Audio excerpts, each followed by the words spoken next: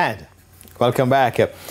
Well, then let's head back out onto the streets where Dominic Amponsa from Jamaica College and Pepin High's Sabrina McDonald were the overall winners of the second edition of the European Union Jamaica 5K and 10K run walk event held in downtown Kingston on Sunday.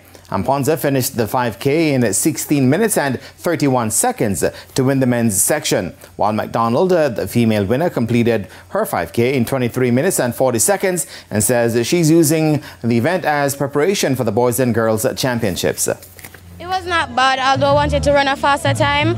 I could have executed more, but I'm happy that I came first. I'm looking towards the final this year for the 800 meter and also the 1500 meter.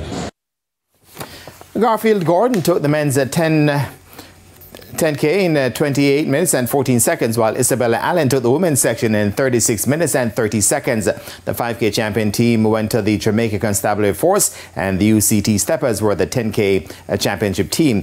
Over 3,700 participants took part, and Alfred Francis says that he's happy with the support, of which the contributions will go to 3 primary schools. We are here this morning, people are having a good time, but most of all, we'll be making funds to contribute to our worthy cause, which is the remedial program at the Edward Siaga Primary, the Holy Family Primary, and also St. Andrew Primary. Last year we did Kingston High School, and that program was absolutely successful and wonderful.